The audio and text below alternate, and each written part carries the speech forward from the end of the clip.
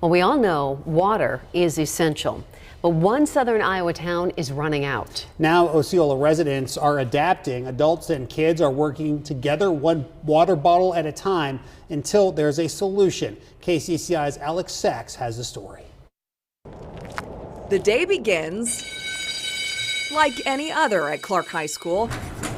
Students pour into the halls and fill up classrooms, ready to learn. Going any direction. It's the cases of water sitting in each classroom that sets this semester apart. We come in, we grab a couple of pallets for the teachers that need them, run them to the rooms.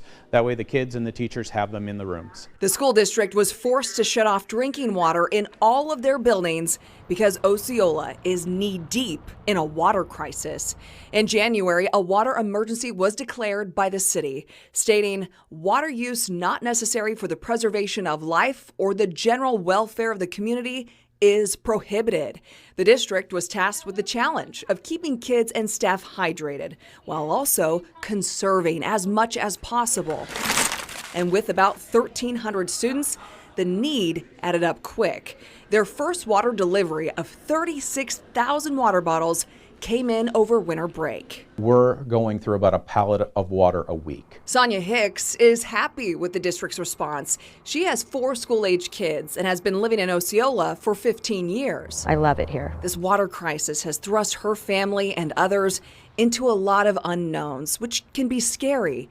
And any parent will tell you, kids have a tendency to ask hard, honest questions. They're wondering, when are we going to run out? What are we going to do? Where are we going to live?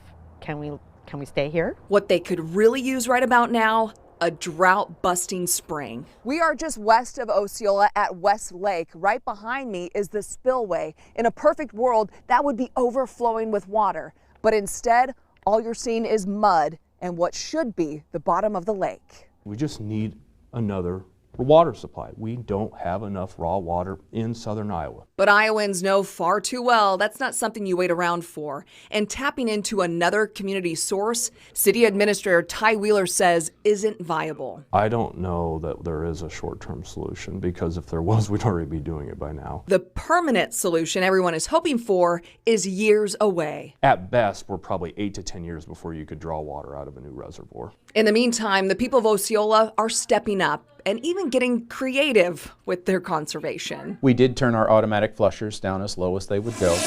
One flush, one case of water at a time to preserve and stay in the town they love. What do people do if they lose everything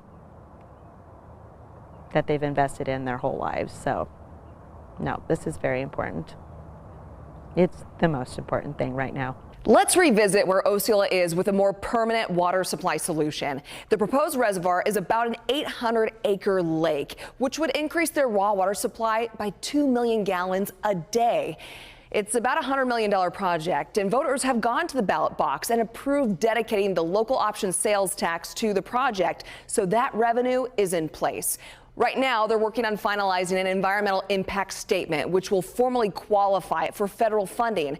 It's a 75% cost share with no cap. So the city says that's absolutely critical for the delivery of the project. Alex Sachs, KCCI News, Iowa's news leader.